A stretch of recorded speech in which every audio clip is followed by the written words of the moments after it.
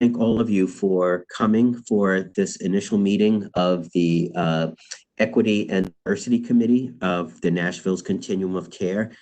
This is a committee that was called for more than a year ago, and we were ready to launch in March and April and before coronavirus hit. And if anything, the virus and the ensuing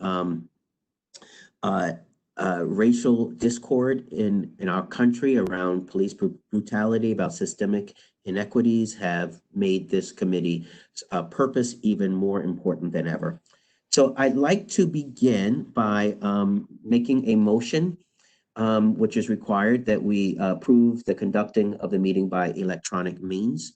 So I'd like to read it, and then hopefully someone will second it, and then we will vote on it and see if it passes. So the motion is, I move that the items on the meeting agenda constitute essential business of this task force. Meeting electronically is necessary to protect the health, safety, and welfare of Tennesseans, considering the COVID-19 outbreak, and any rule conflicting with governor's executive order permitting electronic meetings be suspended. Can I have a second to that motion? I second. Jaha Martin. Thank you, Jaha. Is there any discussion or questions? Okay, then I'd like to call a vote on the motion. All in favor of the motion, signify by saying aye or raising your hands. And actually with an electronic meeting, we need to do kind of a roll call vote. Gotcha. That's all right. And so I'll just read off the names, and that also allows us to do just a call of who is on the meeting in case anyone's listening via phone and is not seeing who's attending. So I'm just going to go in order of who I see here, and if you'll just say yes if you agree with the motion that was just spoken. Alicia Alexi? Yes. Bill Friskett Warren? Yes. Drisha Cottle?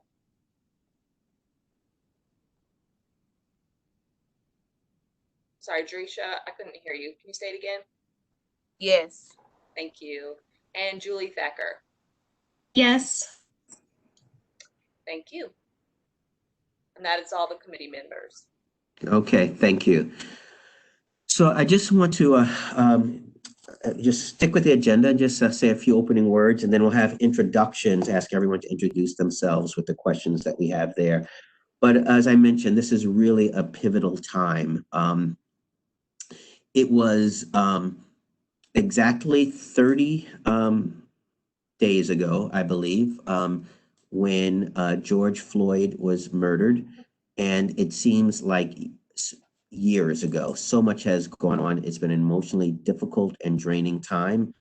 And on the heels of the COVID pandemic, which just laid bare huge inequities and weaknesses in our housing systems, in our healthcare system, now to have the country for the first time in my memory having these open conversations where you have mainstream politicians, you have the mainstream media talking about the need to address systemic racism, structural inequities, I think is a pivotal moment. At the demonstrations here in Nashville, the ones that I attended, I was really struck by how many white people were in attendance, how many young people were in attendance.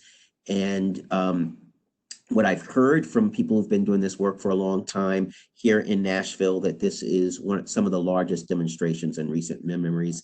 And to have as many white people involved and young people involved is sort of a watershed. So as we are looking at where we are as a country, the focus is on racial inequities. The focus is on how can we respond to the inequities that COVID has laid bare. And this is a moment that I really believe that we need to seize and really turn it into long-term change. And we have an opportunity to do that within this committee by focusing, applying a race equity lens. What is our homelessness response going to be? And We are expecting, unfortunately, the number of people experiencing homelessness to rise because of unemployment, because of the moratorium on evictions, and just a general weakness in the economy. And we are also expecting that there will be some CARES Act funding or funding coming in to help support our response. And if we continue to do the same thing, we continue to try to meet the needs of more people with more funding in the same way that has produced inequities, then we will not, then what we will be doing is perpetuating and exacerbating and cementing inequities in our homeless response. So we have an opportunity as well as a responsibility to take a proactive look through a race equity lens and saying, what do we need to change in Nashville's homelessness response to bring about the equity and the equitable response that we want to see, and really that the residents of this city, especially those experiencing homelessness, need to see. So that's one of the reasons I'm just really thrilled, especially now that we could be working on this together, and really honored to be with you. I was honored to be asked to chair this committee, and I really think my task is getting us started and involving all of your voices so that we can raise these issues to the larger COC and to the larger Nashville community to help bring about change. So that's who we are. Thank you so much for being here. I'll give my really brief introduction to myself, and then ask us to go around to introduce ourselves. So I'm Bobby Watts. I work with the National Healthcare for the Homeless Council, which is a national organization supporting 300 healthcare for the homeless programs and 100 medical respite programs around the country. We support them by doing training, technical assistance, and we do a lot of advocacy around the work for policies in homelessness. So we are a national organization thrilled to be based here in Nashville, and really excited that we can be part of this COC and working in this committee. I've been working with people experiencing homelessness for well over 25 years, beginning as at a rescue mission in New York City, and then worked at a healthcare for the homeless program in New York City for about 20 years. The last 12 as executive directors. We put clinics in shelters, kitchens, drop-off centers, conducted street medicine, street outreach program for medicine, and we also operated 2 shelters for women with mental illness and who are medically frail. So I've been in Nashville for 3 years, and love being here, and glad to be working alongside all of you who've been working to make Nashville a more equitable place. So that's my rather long introduction. I should have been short, but just ask if we can go around and ask everyone to introduce themselves. Why do they? What brings you to this work? Or working with people experiencing homelessness? What brings you? And also advocating for race equity. And what brings you to this committee? So ask for a volunteer. Otherwise, we'll call people by name. Anyone here to introduce themselves and tell us more about you. I'm looking forward to learning more about you, as I'm sure your fellow panelists are if they don't know you already. I just have a question. I'm hearing quite a bit of static. Is that only on my end? Like, I couldn't hardly hear anything you said. Yeah, you have an affect that makes you sound sort of demonic. It's not you. I promise it's not the real body. It's technology. My coworkers. Well, I'm using my computer. My computer audio. Maybe I should use my landline. So, Bob, how are you? Because I'm not. It may be a connection issue, or it could be what you're using to speak into. Did you change anything within the last 5 minutes? Like, did you change what you were speaking into? Because it was fine for the first, No, I didn't change anything. Okay. Are you connected? Are you Wi-Fi or hardline? We are connected through our Wi-Fi. in the office. I'm in the office. Are you on a laptop, Bobby? Yeah, I'm on a laptop. I've used this laptop for many webinars and presentations. I tried to put on a headphone. Yeah, try putting in the headphones and let's see how that goes. Because I'm not, it's kind of just happened all of a sudden. That's why I asking, did you change anything on your end? I didn't want to cut you off while you and so I waited a while. Well, if I sounded demonic, I wish you would have. And it still sounds like it now.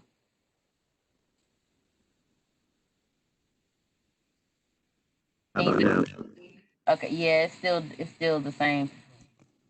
Close out of the meeting and join back in. Okay, I apologize, everyone.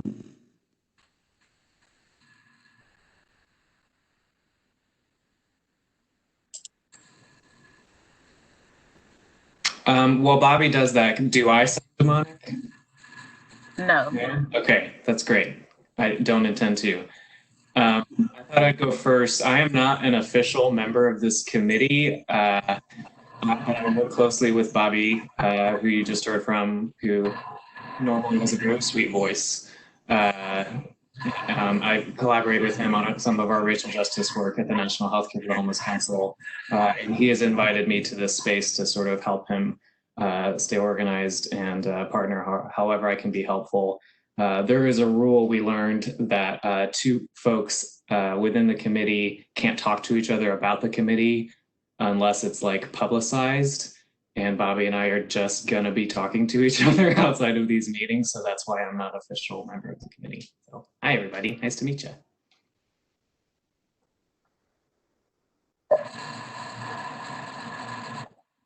Okay, Bobby, can you test it out for us? You gotta come off mute. How do I sound now? Okay, how do I sound now? It's good now. Okay, thank you. Thank you, everyone. I'm sorry. I understand there was static. Could you hear anything I said, or was it too distracting? Did you get what I said, even if it sounded funny? Got some of it, but to be honest, it was so distracting. I really did not hear what it is that you do or even what your role in terms of work.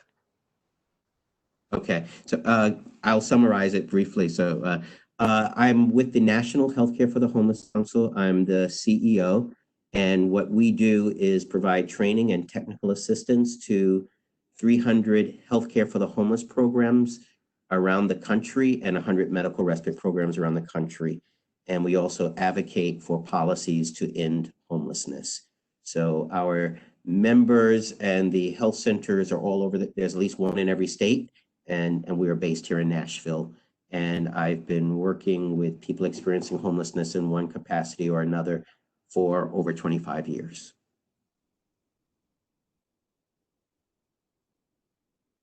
Was I understood, intelligible then?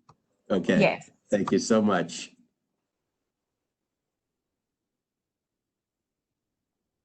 Hey, I don't know what happened, but my video went off and my speaker went off. So can you add me again?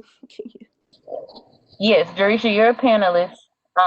So if you're connected through the app, you should be able to pull up the video, but you are a panelist now, so you're able to unmute yourself and talk. So you should be able to add the video as well. Can y'all see me? Yeah. Okay. Sorry.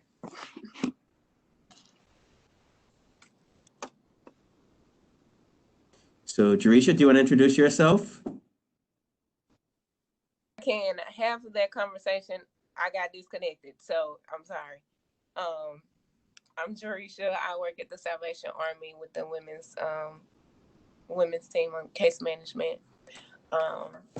What else was the question? Because I didn't hear them because I was disconnected. Just what brings you to working with people experiencing homelessness? What brings you to concern about race equity, and what brings you to this committee? Okay. Well, I kind of discovered working with homelessness after I graduated, and I decided to try this population to see the disparities there. I've always been patient. I've always been passionate about human rights and racial disparities, and just speaking up for the minorities, and speaking up about the systemic things that happen in our systems, including with the people that serve the homeless population, like us as workers, and the disparities that we face in our jobs and our organizations. And so I think just as it is important to speak up for the underserved and the homeless population, it's also important to speak up about who serves them and how we are impacted by these racial disparities as well. So that is why I want to be a part of it. Thank you. Anyone care to go next? Hi, I can. I'm Alicia Alexi. I'm on like multiple boards, at least a couple in Nashville, and I'm a member of so yeah, I'm a member of the Youth Action Board here in Nashville. A member of Launchpad, the board and Launchpad. And then I'm on the youth leadership team with OIC, Youth Collaborative. And I'm a member of the National Youth Forum on Homelessness, associated with True Colors United, and they're based primarily out of New York and DC. And I was a former youth experiencing homelessness in Nashville for about 5 years. So that all of that kind of culminated to why I am passionate about doing this work, and specifically pertaining to racial equity. I feel like there's like a disconnect between like the racial disparity of like how you experience homelessness due to like access based on their race, and not only just race, like sexual orientation and gender identity as well. And then there's a disparity as far as like someone else said about who's being hired and serving youth experiencing homelessness. And it seems like drop-in centers are more diverse, but when you go up the chain of command, it increasingly gets more white, for lack of a better phrase. So that's why I'm on this. Also, Abigail talked to me about it when I was at the conference in Oakland this past February. So sorry for the long answer. No, that's appreciated. Thank you. Thank you so much. And thank you for agreeing to be on this, to serve on this committee with us.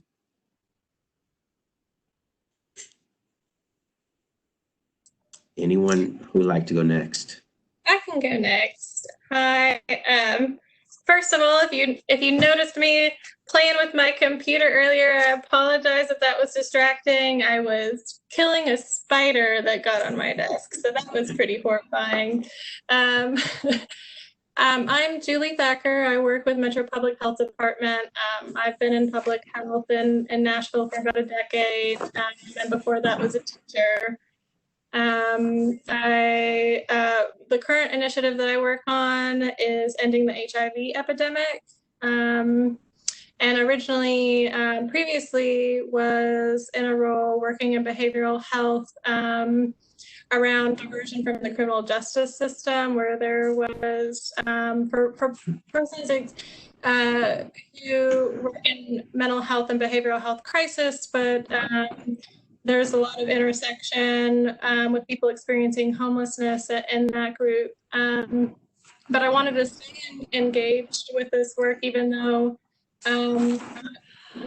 directly working with homelessness now, but all of these intersections, they're all the same. And the longer I've worked in public health, the more I've realized it's like if we're, there's the social determinants, and then there's the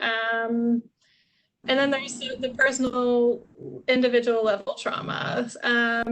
And those two, personal adverse childhood experiences partnered with social determinants and community trauma of racism, discrimination, violence, poverty, that's everything. And so if we're not, my opinion is if we're not working to address those, they're not doing public health.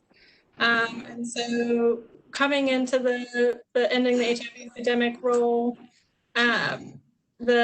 which is a plan that was created by community members. It's a 5-year plan that is, I'm working on managing the implementation of. Equity is front and center in that plan. And so, I'm just wanting to honor the work in that as well, and find as many opportunities to align with other groups that are working on equity as well, so that we can organize and amplify each other's voices. There's a lot of collaborative work happening in Nashville, a lot of collective impact work. And we're all, no matter what you're doing, if you're trying to end illiteracy in adults, no matter what you're trying to do, it all intersects and it all interplays. And so, my hope is that the more we can align our voices and amplify our voices, the more we can make some real movement in terms of policy and practice in the community. I'm glad to be a part of this committee. Thank you. Thank you, Julie.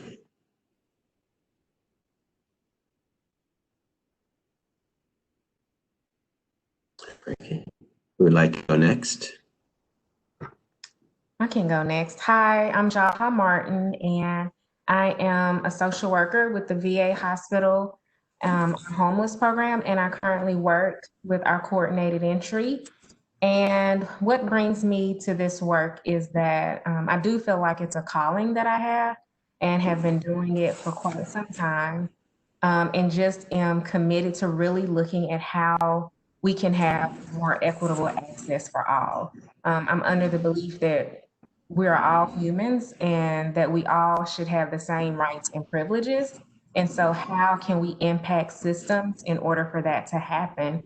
And I think a lot of it has been said when you look at the access, the hiring, and the overall systemic racism that is very prevalent in this city and within this work and within our nation. And so I am just really wanting to figure out how we can better work together and improve that for the people that we serve. And then, of course, that's what brings me to the committee. I can't just have, for me, being a social worker, I am definitely solutions focused. And so I can't just look at a problem and not decide how I can be a part of the solution. And so for me, it's important to really try to engage in places and with people who are committed to the work also. Great, thank you. And your name is pronounced Jaha? Yes. So Got it. as you Thank can you. see, even from that, my father was extremely active in social justice. And so it's African Swahili and it means dignity. And so it has been instilled in me since birth. Okay, Oh, African name? wonderful. Thank you. Thank you, Jaha.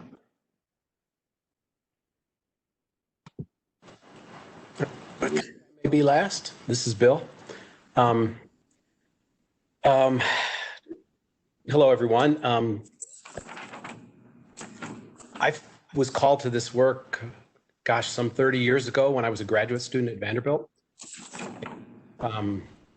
Started volunteering at a soup kitchen and completed my doctoral studies in exchange for managing a little drop-in center downtown, and then going on to doing advocacy work with the Nashville Coalition for the Homeless, and then doing some research work as well.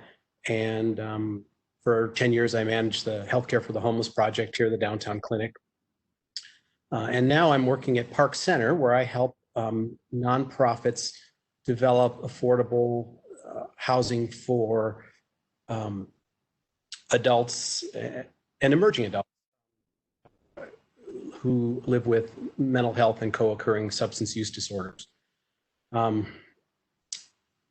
One of the things that brings me to this committee was my role as the first co-chair and then eventually chair of the data committee of the COC.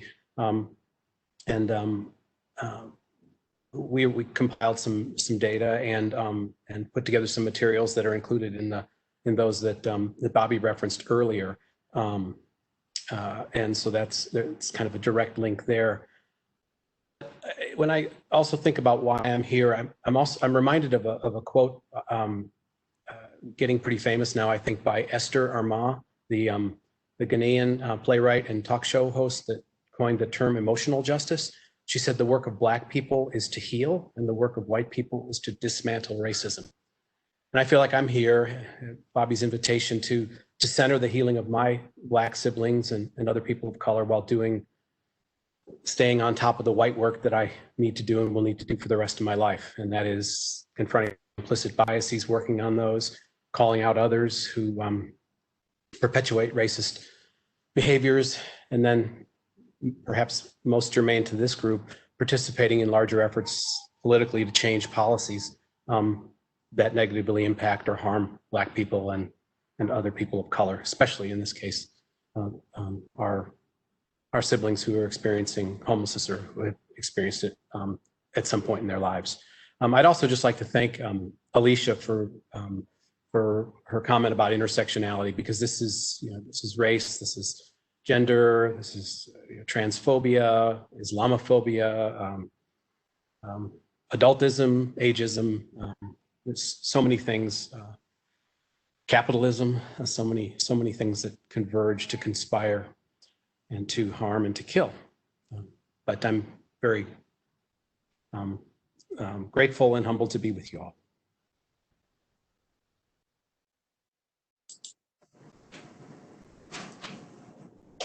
Bobby, you're muted.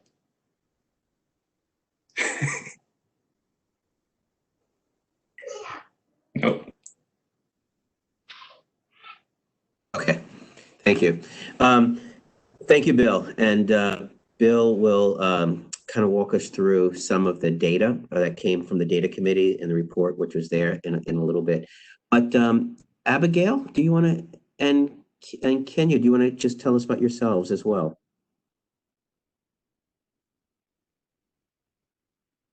Sure. This is Abigail Dowell. For those who don't know me, I'm your Metro Homeless Impact Division representative for this committee, but also feel very passionate about what the work of this committee and what I think that this group will be able to do and accomplish for our community. I think not just around homelessness, but for the greater community as well, will help drive some of that. So for those of you who don't know me very well, and I don't know a lot of you super well, so I have worked for the Homeless Impact Division for almost 3 years now. I'm the assistant director here. Before this, I worked for the state for several years on housing and homeless services under some grants, both for TennCare and the Department of Mental Health and Substance Abuse Services. And then even before that, I worked for the YWCA for several years with their crisis shelter and transitional housing programs for individuals experiencing domestic violence. So I have felt called to the world of social work and social services for, I mean, honestly, as long as I can remember. I have very specific memories of being very little and noticing individuals experiencing homelessness and feeling that pull to do something. So I feel like I have been on that path for a very long time. I also feel a very strong call for, based on a song that we sing at church, dancing on injustice. So trying to affect change in that area, and certainly racial inequities are a huge part of that. So it is my hope to be able to support this committee in your work in whatever way you need me to, and be available as you need me to help this move forward. I told Bobby and Michael ahead of time, you know, most of the time I tend to sit back as the staff person, help take notes, those kinds of things. But anything that I can do, just please let me know. I'm here for you.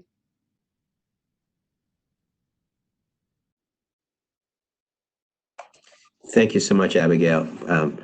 Look forward to working with you, as all of us in the committee do. And Kenya. Yes, sir. We'd like to hear from you, if you don't mind. Oh, I'm sorry. I didn't know you wanted an introduction from me. My name is Kenya Gilchrist, and I work with Metro ITS Desktop Support. I've been doing it for a year now. Before that, I was doing help desk, so I've been in IT for about 2 years now. Really all the information about me. I don't know if you want a whole introduction, like about myself. I'm from Florida. Been in Nashville for about probably 12 years, so I might as well say I'm a Nashvilleian. But yeah, that's all I really have to say.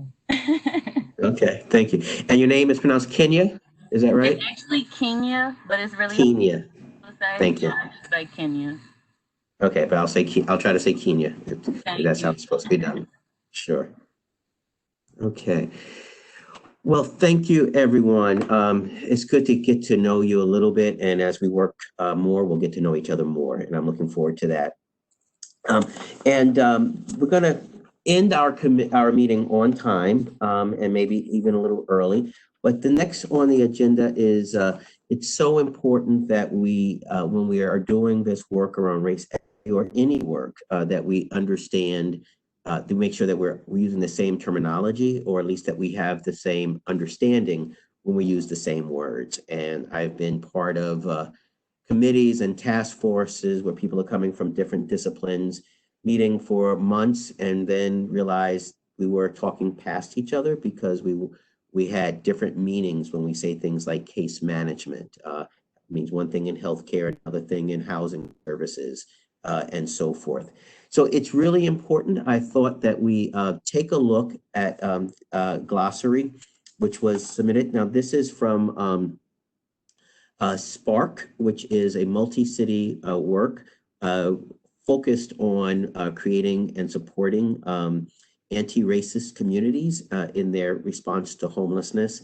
There were a number of glossaries we could have used. This one is fairly widely used. It was probably the shortest, but just wanted to ask you to just take a minute to look it over and then see if there's anything anyone wants to point out or question, and see if these are terms that these meanings are that we feel are right for these terms. So just take a minute, and then I'll see if anyone wants to point out something that really resonated with them, or something that, you know, I don't agree with that, or I don't understand, or I think it should be something else.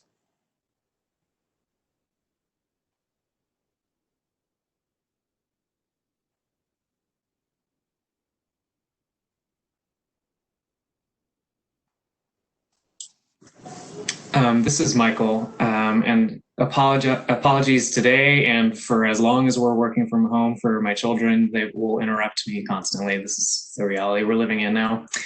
I always like to point out that white supremacy has a particular connotation for most people. They just assume that that means the KKK, and how really what it means is just the ideology that whiteness is superior. And I appreciate the way that this glossary points that out. And this is my first time being part of like a government organized project of any kind. I'm new to the Continuum of Care. I know this is being recorded, and I don't know how okay it is to talk about white supremacy culture in this space. But I try not to mince words in this work and to call a thing, you know? So, and that's really, I think, on the broadest scale, what we're trying to do here is dismantle white supremacy and all of its manifestations. So. Thank you for pointing that out. And if you see, that's the last term in the glossary, and it's good. So thank you for pointing that out, Michael. And I appreciate you saying it bluntly and clearly for the recording. This is what we are standing for.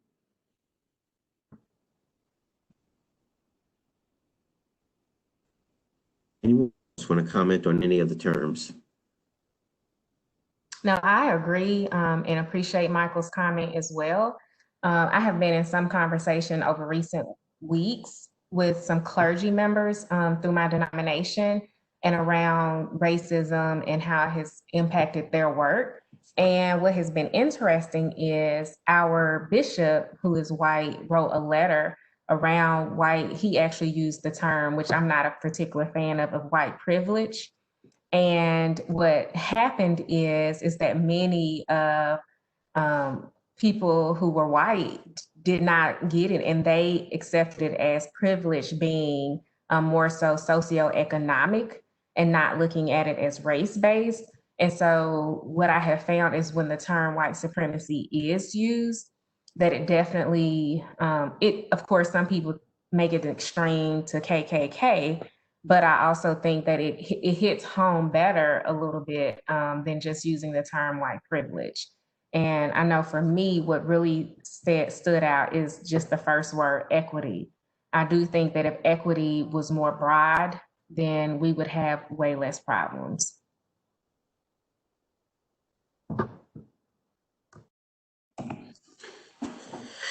Thank you, Jaha.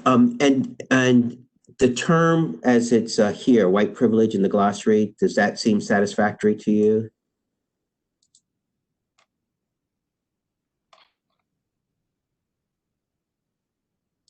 It does.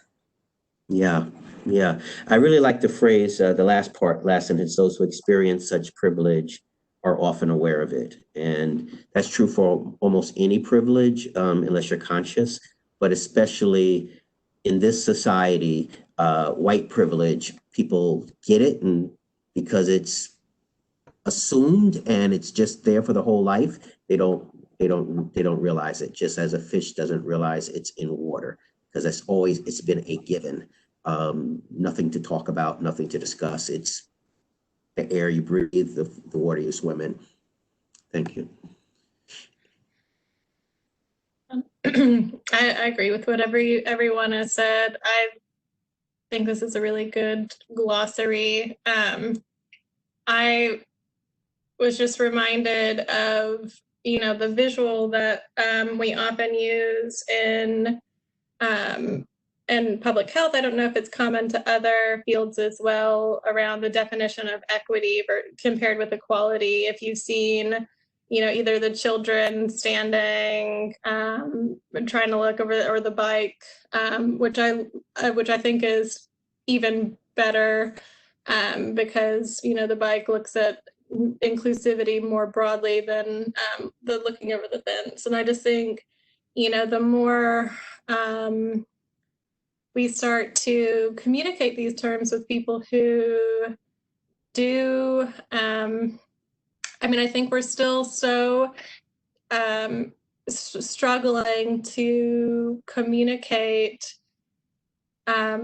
structural racism, the structures of white privilege and white supremacy in a way people, just even seeing in the Facebook people, I love everyone. So this isn't me. I don't have, there was this one professor that I listened to on a podcast, and I'm going to totally paraphrase him and not attribute it because I can't remember his name. But I don't have the disease of racism.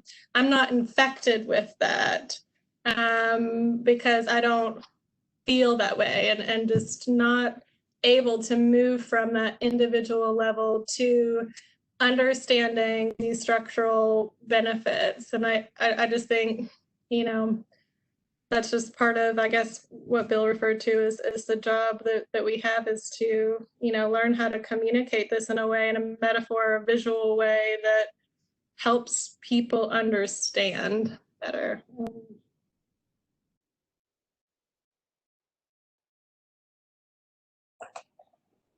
Thank you, Julie. And the definition of structural racism here, you made reference to structural racism. So just really want to point that out. And that really is important. It's different from prejudice on an individual basis, but the structures that give power and that reinforce those prejudices on a societal level. So I like, they use the definition of the Aspen Institute, which is a system by which public policies, institutional practices, cultural representations, and other norms work to perpetuate racial inequality. And certainly we can think of many ways that our society, the way we do housing, the way housing has been segregated by federal law and practices, by the way our education system is funded by property tax, which means wealthier communities will have more resources than poorer communities, and how poverty has been racialized from the very beginning. That just perpetuates the inequities. And when, especially since we're focusing on homelessness, when we think about the housing policies, how they have created disproportionate homelessness among people of color, particularly African Americans, Native Americans, Latinx especially. And when we also are thinking about our homeless systems and their responses, and one of the reports, you know, that Bill will report on from the data committee, looking at who is making decisions in homeless service organizations, who is at the board, who is in the senior management, and why is there an underrepresentation of people of color? That is the result of systems. And if we want to undo those systems, we have to be actively working to promote equity. Thank you. Any other comments on the glossary, or any other terms that are not in the glossary that you think are important? I wanted to talk, and I don't know, hopefully this group is an area of transparency in a good way. I just been thinking a lot about us serving those who are experiencing homelessness and racial disparities, and the perpetuation of people of color, us working in organizations that perpetuate those systems. For example, if I am working with somebody to have permanent housing and stability, but we are almost enforcing the very things that are perpetuating poverty, like Section 8 MDHA. I'd love it, thank God for it.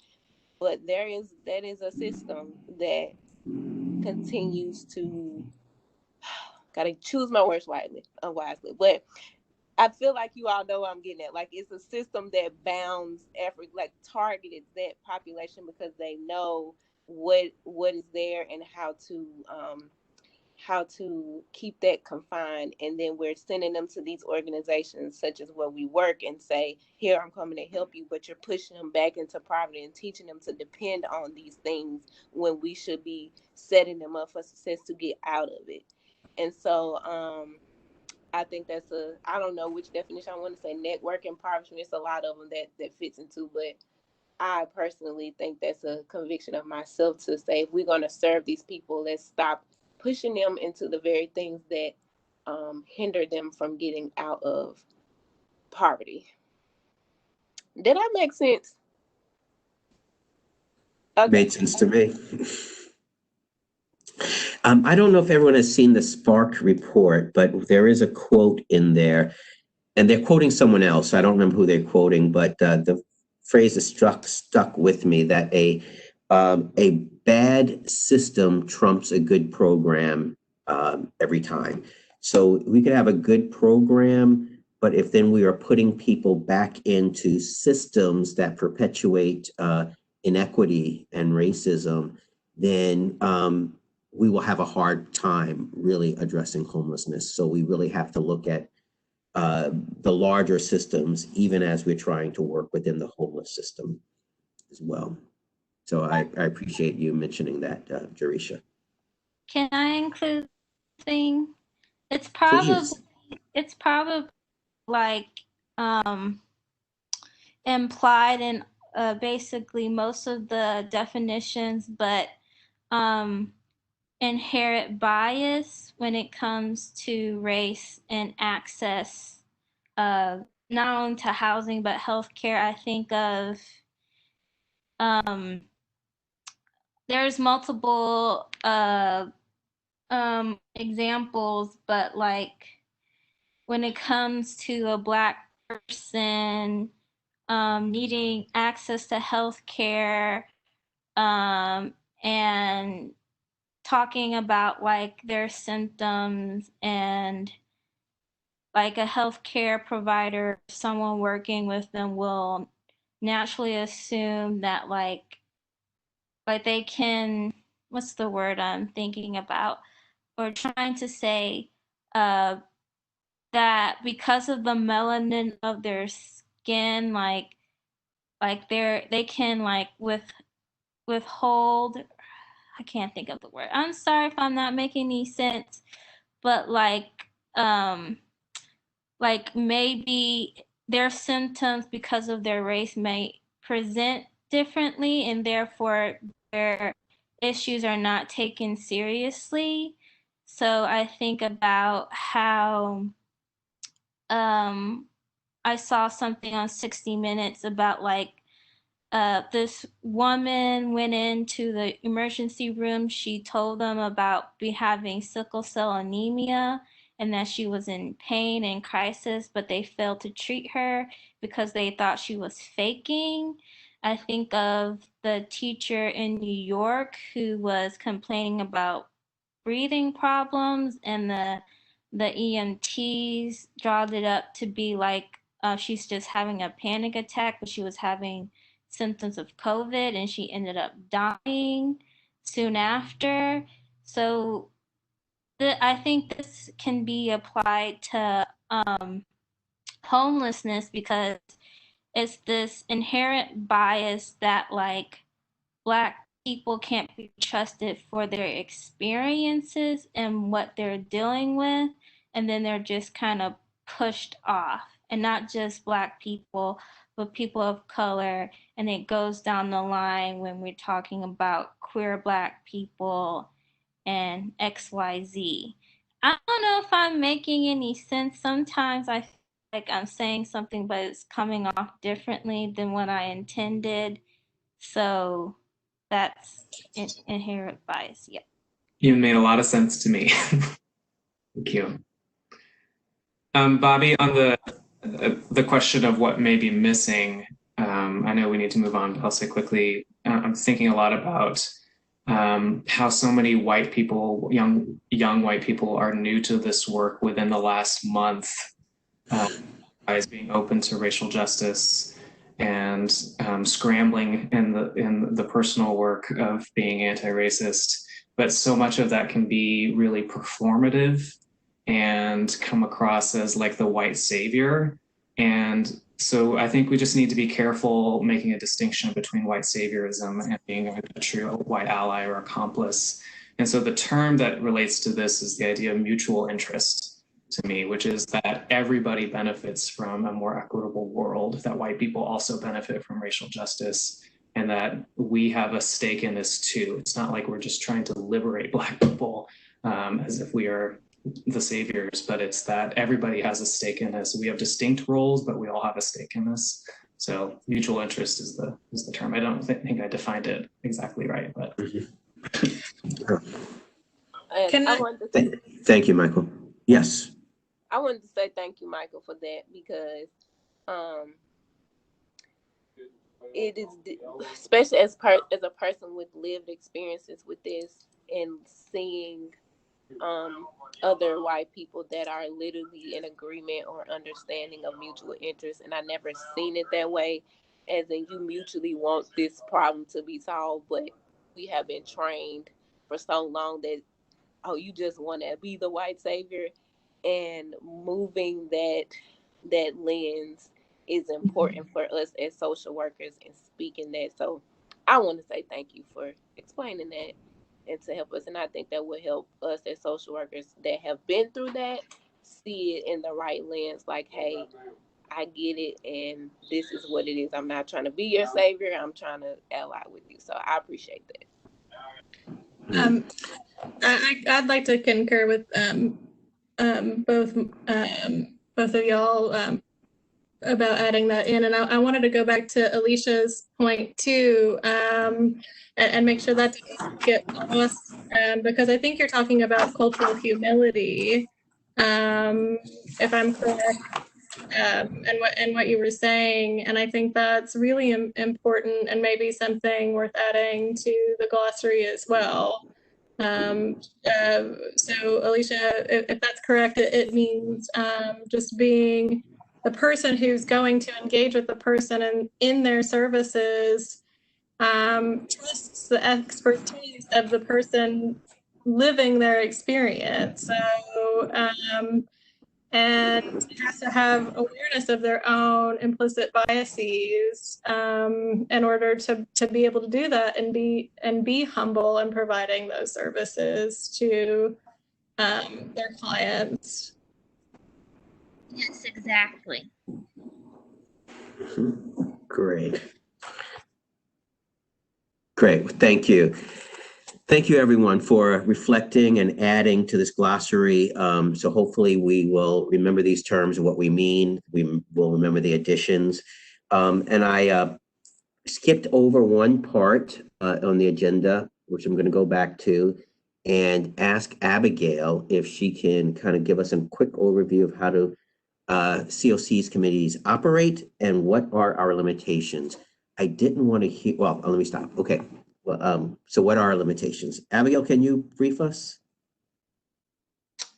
Well, so as a committee, you're a committee of the Continuum of Care Homelessness Planning Council, which, if for those who are less familiar with that, it is a 25-member board. Approximately half of the people are voted on by the COC general membership, and then the others are a combination of appointees from the mayor's office, and then there are 3 appointees from the vice mayor, and they are city council members.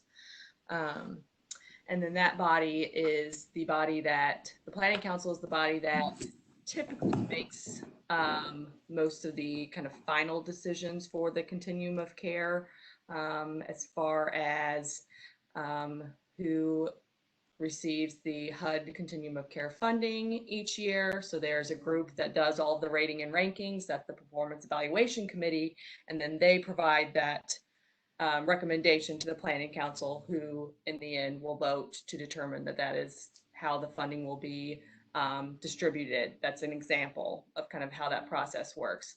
Now, the larger COC body, as I said, determines some of the members of that planning council. The larger COC body also determines who the HMIS lead is, which is currently the Metro Homeless Impact Division. They determine who the collaborative applicant is, which is currently Susie Tolmie over at MDHA.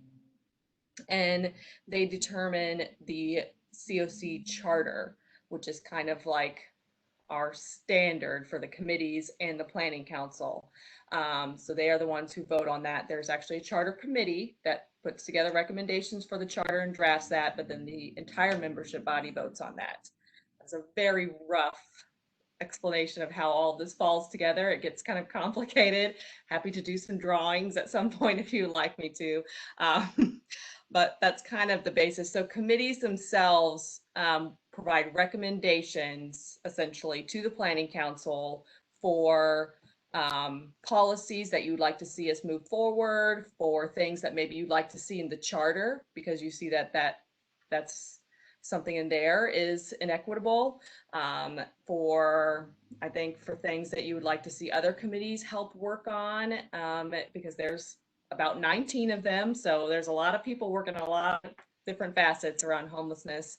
So there's just a lot of different things that this group can do. There's a committee that sets the written standards for our continuum of care and homeless services providers. I think, that would be important for this committee, and they've actually would like this committee to help them with that as well, to work in conjunction with them in setting those standards. But then in the end, the planning council themselves would vote on the written standards to put them in place. So if you see kind of how all that works together. As far as limitations, I think that's the biggest thing, is the committee themselves can't necessarily put a policy in place for the entire continuum of care, but would make the recommendation.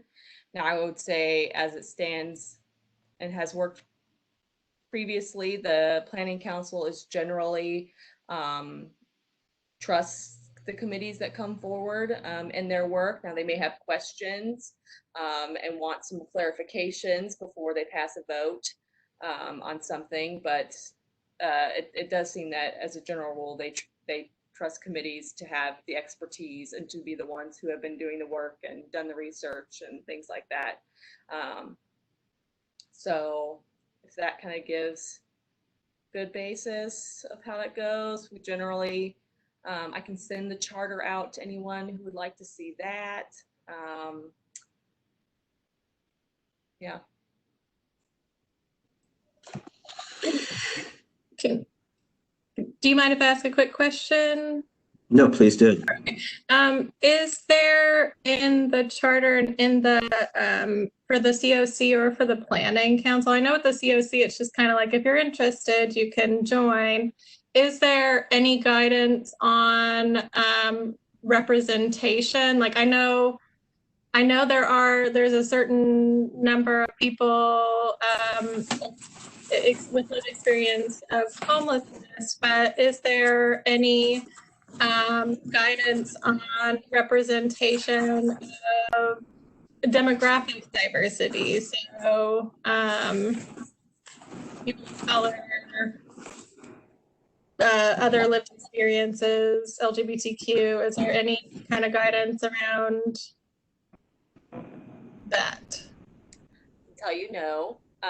It is very vague, as in specifically there is only the guidance that 5 members of the planning council should have experience of homelessness. But with that said, we actually have a nominations committee which selects the nominees that the COC membership has to vote on, and they work diligently to make sure that there is a very wide range of expertise and experiences that are coming to the planning council. So that's something that they've been more focused on. Bill is actually a member of that committee.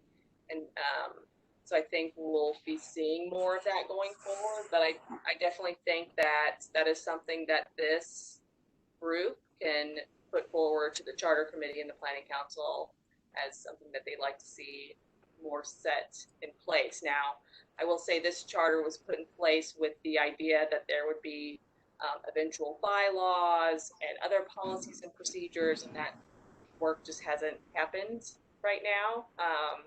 But I think that it would be good to help push that forward.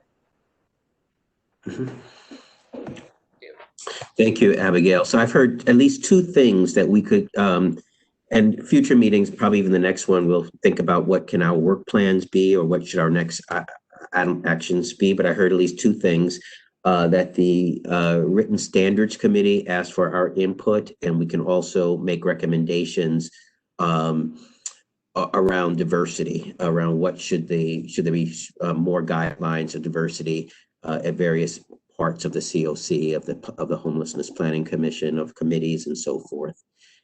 In previous conversations, we talked about we could also make recommendations around training, like even the organizations that are receiving the funds that they receive certain kinds of training around equity, diversity, inclusion.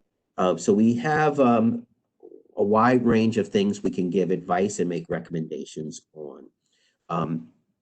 So I appreciate that. And we won't spend a lot of time now, but just wanted to mention some of the things that have come up for us to think about. And before this meeting ends, we'll set our next meeting and we'll have an agenda set out in advance. And if we like it to be that we want it to be focusing on what are some quick things we know that we want to set for us to do, we can do that.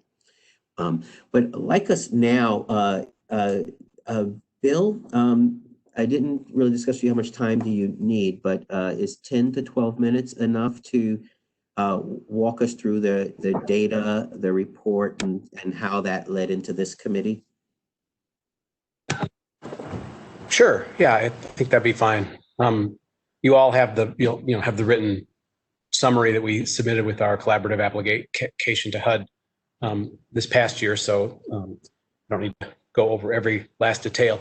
I did want to make one comment on Michael's expanding the glossary to include mutual self-interest. Kind of the flip side term of that is optical allyship, and it's sometimes called slacktivism, but where the anti-racist work is more of a happening and a scene rather than a lifelong commitment, and so we may want to include a little something there. But I was also reminded when Michael brought that up, Dr. King's comment, and I think it may have come through Fannie Lou Hamer originally, but no one is free till everyone is free.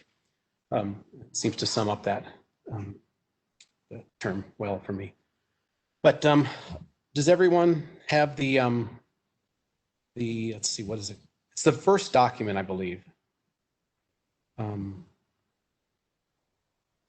Sorry, security on my phone.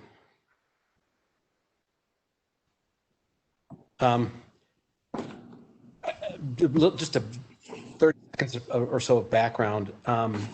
Just the reason this all came about, the report from the data committee that we're looking at now, is back in 2018 on the notice of funds availability for HUD that went out to jurisdictions that have COCs throughout the country, included a couple of new questions. One asking about racial disparities among people experiencing homelessness in the jurisdiction in question, and then also racial disparities in outcomes among people experiencing homelessness. So, for example, how long is a person on a waiting list to get into permanent housing or to move from an emergency shelter to a transitional shelter, and what does that person look like? What's their story? What's their embodiment?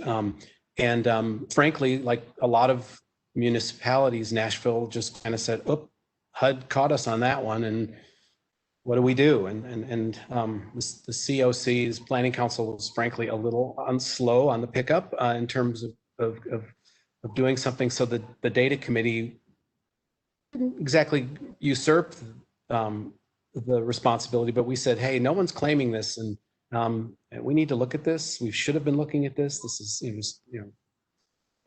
this is disgraceful. So.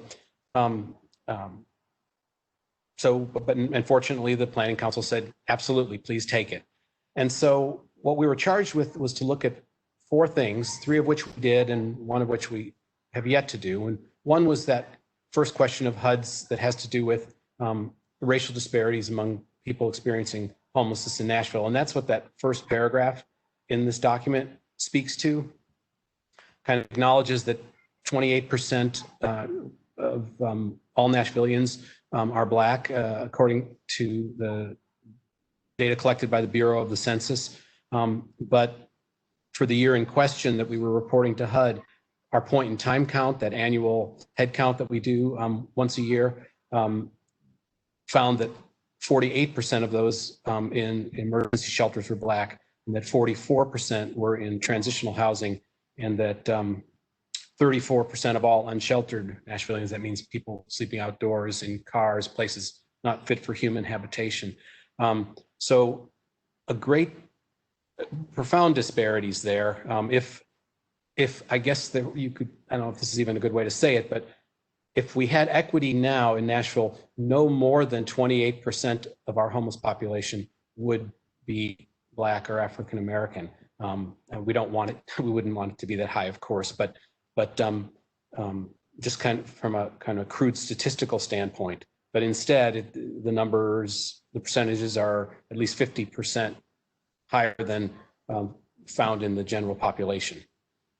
So that was the one thing. The second item we were charged with doing was to look at those disparities in outcomes among people experiencing homelessness in our city. And as we were getting ready to look at that, HUD issued a tool to analyze racial disparity it's pretty terrific looking, and it's on the data committee's duty list or charges in the COC's strategic plan to work with that very soon.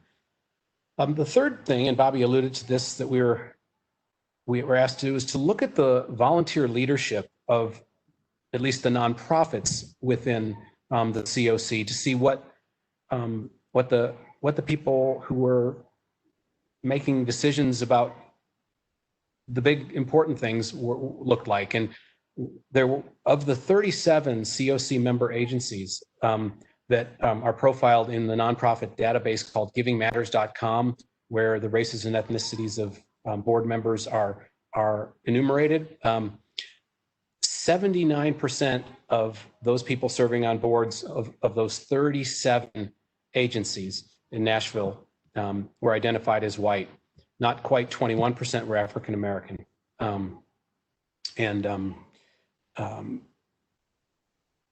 Three of the agencies, smaller, historically Black led. If you backed those three out, then the remaining 34 nonprofit member agencies of the COC, their board membership would be 84% white. So staggeringly profound.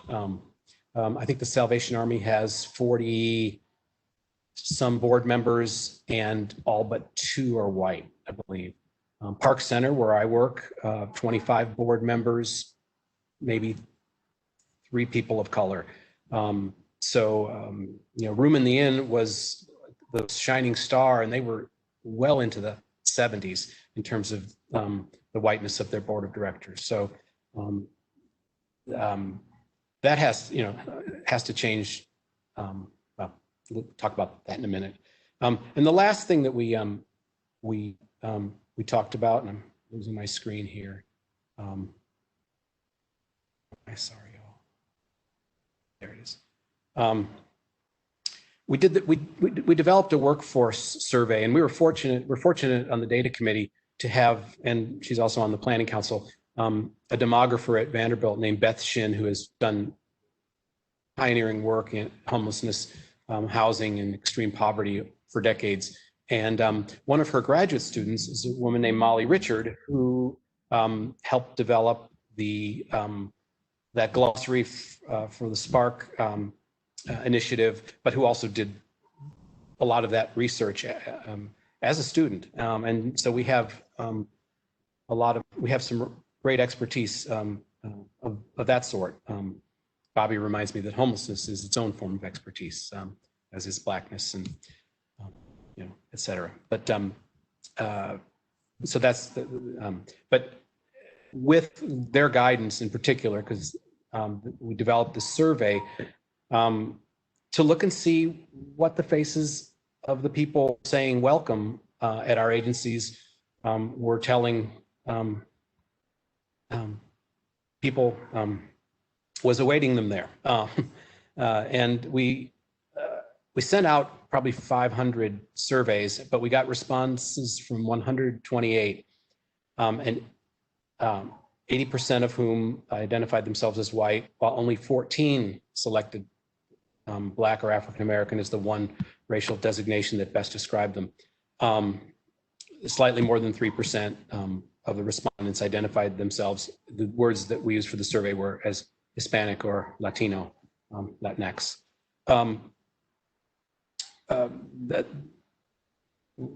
There's a lot of rich data there. We also looked at people's perceptions of their ability to develop their careers, to rise in the ranks of their organization, say, and there's some pretty interesting information there as well. None of it surprising.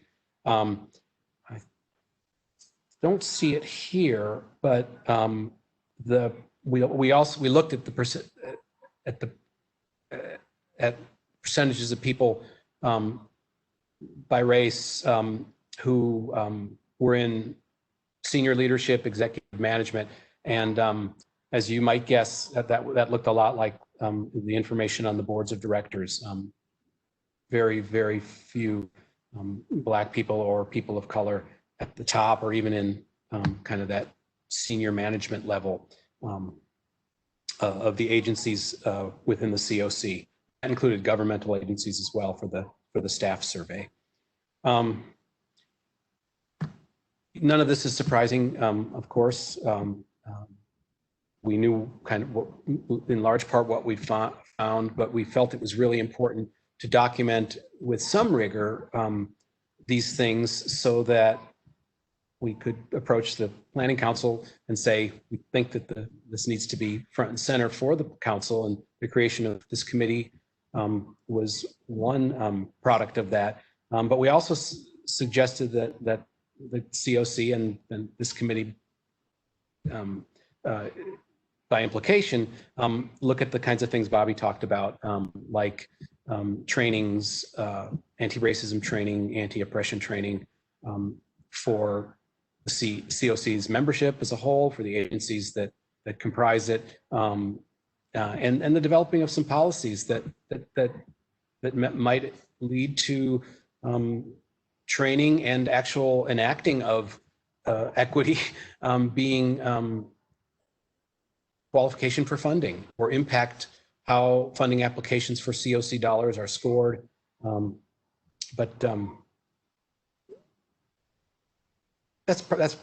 think that's good for here. I don't know if we have time, but does anyone have questions? Again, you do have this document and some others, and it's more articulate than my public speaking is, but.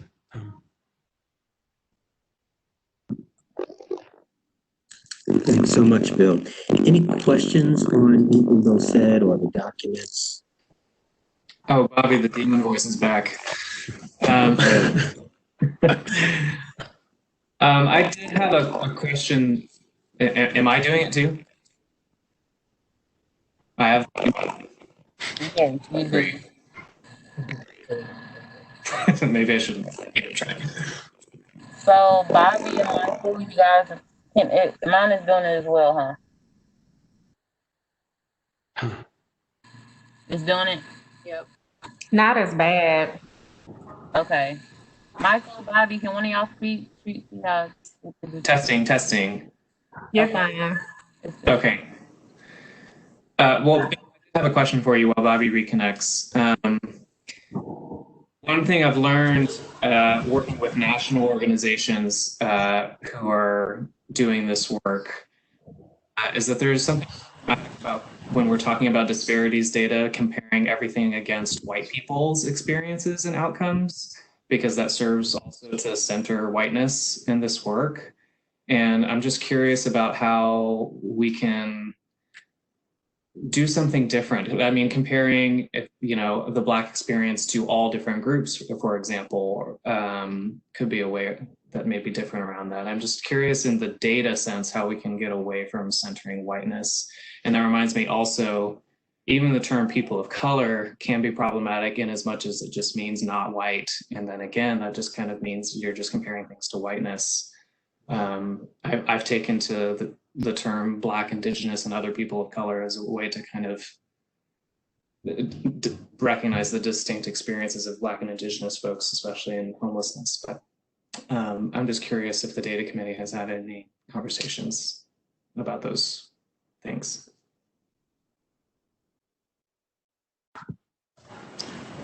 We have actually, yeah. The BIPOC terminology, yeah, we definitely have, and yes, and that's very important. Thanks for that, Michael. In terms of the centering of whiteness through the type of research that we did, I didn't go into the detail, but we did use kind of basically the full range of census categories for race and ethnicity for the survey, and we did, in looking at board data, same thing. The numbers were so negligible. I think there was one Asian person who was a member of the boards of those 37. So that's just that might be more just a careless economy. But going forward, our data committee is in the hands of two really wonderful researchers, one of whom is a colleague of yours at the council, Elena Boyer, who's a researcher by training and expertise, and then her predecessor, Molly Meinbris, for whom the same could be said. So the data committee is, I think, going to emerge as a powerhouse in my absence, and there'll be a lot. I think there'll be a lot more rigor and a lot more attention to these really important questions that you raise.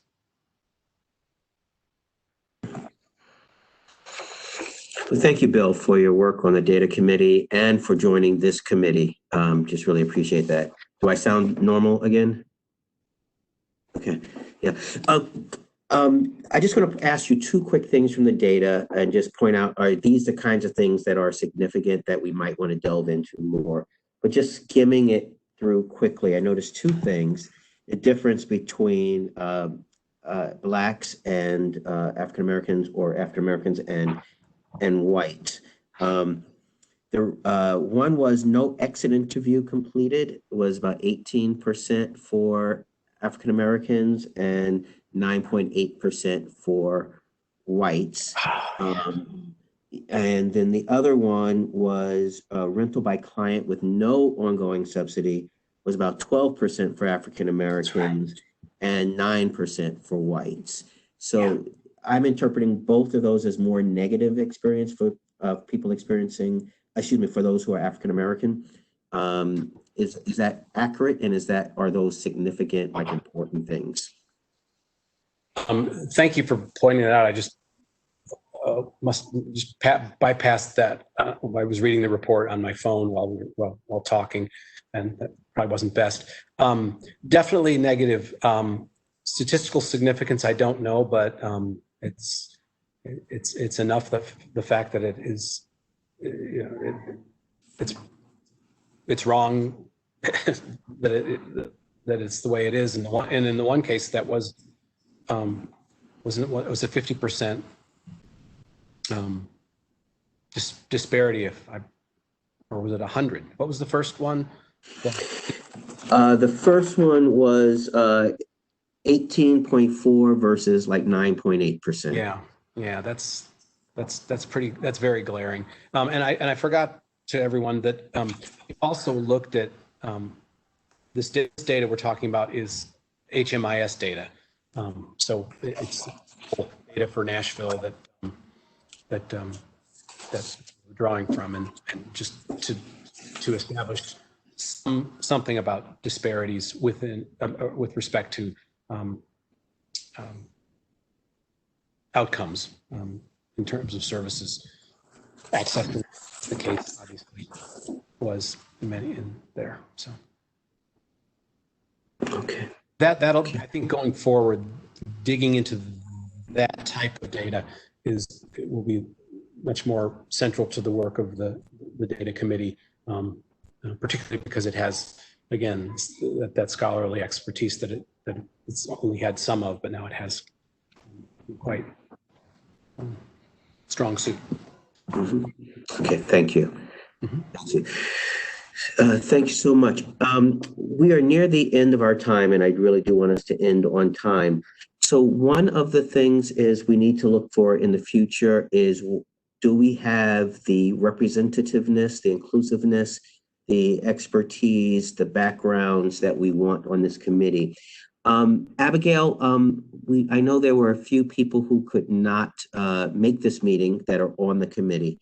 Do you mind saying their names in case others know them? Sure. The only other person that could not make the meeting today is actually Hannah Cornfield from the YWCA, and that's because she had a conflicting webinar actually about racial equity, so she will be on it normally. Great. Everyone else who had already said that they would participate is on the call today. Oh, I'm sorry, Okay. from Melissa Smith Gordon, and I don't know her very well, but Bill, I think that you do. I do, yeah. We used to go to church together, and yeah, she's Melissa's. We could really use her gifts. She's been doing this work for a lot longer than most, and she's Black, and done a lot of work in schools, and yeah, she's terrific. So. Okay, thank you. So as we work together, if issues arise that we say, hey, we need either someone on the committee either to come in and serve as an expert to help us with some discussion, or when we like to be long-term on the committee, please let me and Abigail know if anything comes to mind, or if there's anyone that you know of now that you think should be considered for this committee. Also, please let Abigail and me know. I think we have, Abigail, does everyone have everyone's email address and contact info? I can send out something specifically. I've included everyone on our email communications, but I can send out like a spreadsheet with names and email addresses so that you have that.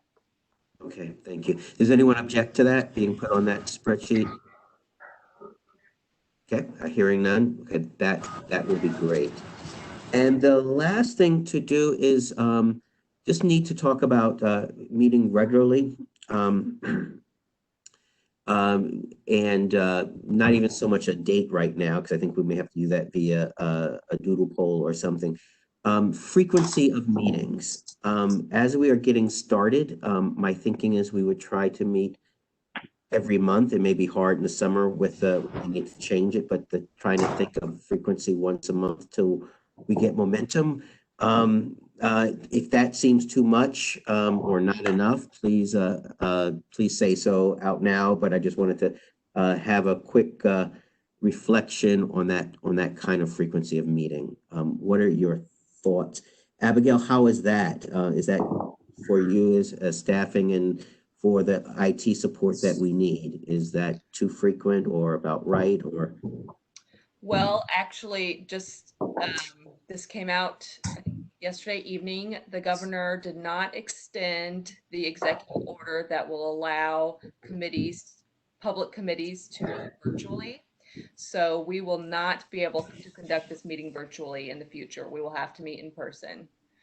So I am working on finding spaces large enough and appropriate to allow for social distancing while meeting in person. If anyone has ideas, I'm open to anything. It's difficult right now because, as I'm sure you can imagine, a lot of people or agencies and places do not want public to be entering the building. So. Okay, so we have a challenge. Yes. Well, I was going to ask, just have you consulted with Metro attorneys? Well, maybe this is different because it's COC, which is federal, just to see if sunshine applies to the same way, like with other councils that we work with the health department, unless there are two Metro council members serving on that group, then it does not have the same sunshine laws requiring it. I mean, we still act as if, and we still allow for public, viewing and everything, but don't aren't held to the governor's executive order. I say that because we're talking about vulnerable populations and people who are included in this work. You know, just particularly in the HIV work, I'm not gonna be requiring people to attend meetings face to face. But I don't know if your regulations are different because of COC. I completely agree. I have been working with our attorney, so we are assigned an attorney by Metro Legal, and so I've been talking to him quite a bit.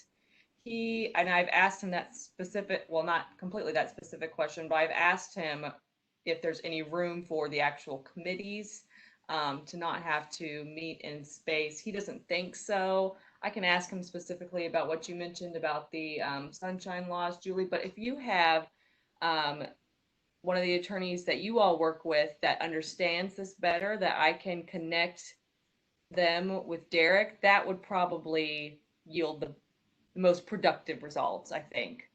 So if you could connect me, that would be helpful.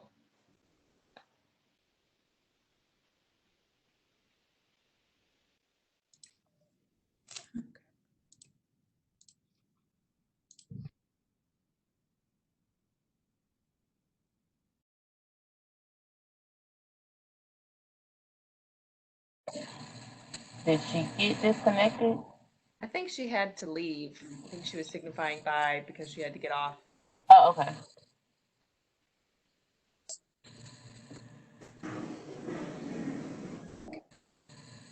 Bobby, are you still there?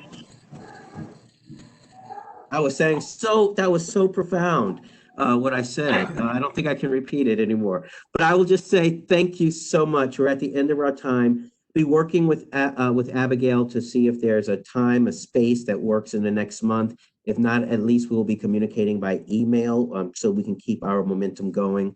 It's been a pleasure and honor meeting with you today, and look forward to working with you in the future on this really important work, and especially at this time. So thank you all, and look forward to our next meeting and staying in touch even before then. Thank you. All right. Take care, everyone. Bye. Thank you, everyone.